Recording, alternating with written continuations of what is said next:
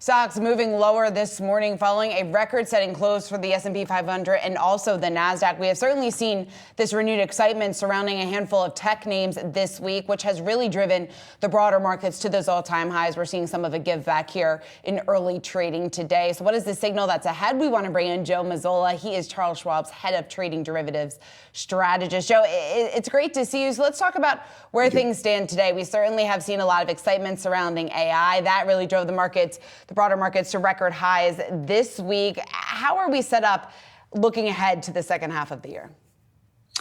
Yeah, well, you talked about the market breadth and what we're seeing there. So, you guys talked about bifurcation. I would use another word as well, dispersion. I think they're similar in this context, just because you have a few generals that continue to lead the charge, but underneath the surface, that's not always the case, and especially right now. We're seeing it with our clients and what they're buying. We released our May stacks report, and what we saw that even though there was a slight uptick in the net buys over sells, there was a bit of a churn underneath the surface when it came to the dollar amount. So, when I see something like that, that kind of stands out a little bit. It basically says that there were more net buyers than sellers, but some of the larger accounts started to maybe trim some of those positions. And just like you talk about, tech being the leaders, I mean, our biggest buys for that last month of May were NVIDIA, AMD, Tesla, Amazon, Microsoft. So, those are holding strong.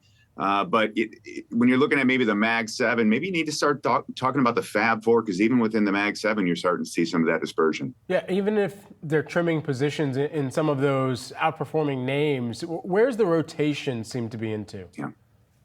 Yeah, well, you guys were just talking about RH. I mean, we've seen a decent amount of selling in discretionary, right? So that's where the selling's been discretionary, communications and financials. When we look at the sector level, we didn't see anything that really kind of stood out at the overall level. No, I will say this, though. This is one of those months where we see a little bit of conflicting reports at the millennial level, right? So at the overall client level, we didn't see big buying in any particular sectors, but at the millennial level, that's where we did see some interest. That's where we saw some interest in IT, discretionaries, and healthcare. So we did see some money moving into that.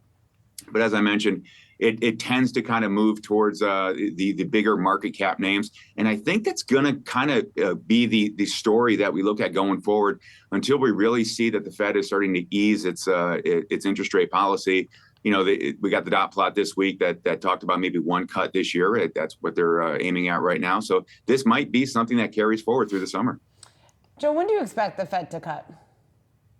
Well, I mean, if you look at what the market participants are saying right now in terms of the Fed funds futures or the CME Fed Watch tool, they're looking at either September or December, potentially one cut. I think we're probably in the September camp. And if that's the case, politics aside, right, I think the Fed is in a position now where they're starting to see some softening data. We're starting to see notwithstanding the non-farm payrolls, which, as we know, is a bit of a laggy indicator. We're starting to see more softness in jobless claims. We're starting to see more softness in new hires. So, that is really the second part of the Fed's mandate is employment.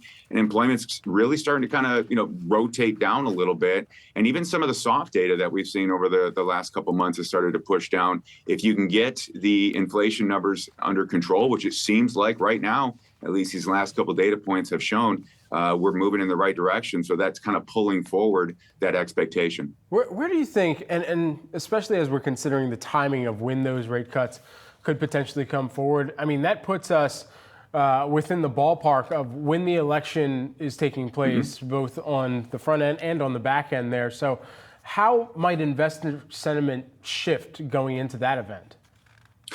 Well, if you want a good indication of that, look at the VIX futures, right? If you look at the VIX futures right now, we're basically around 13 on the front end. Where you see that spike a little bit is in the October future.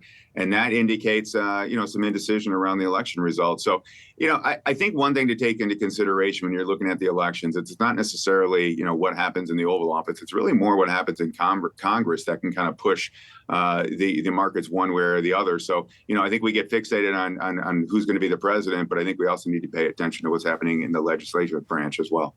Joe Mazzola, who's the Charles Schwab head trading derivatives strategist. Thanks so much for taking the time this morning, Joe. Thank you.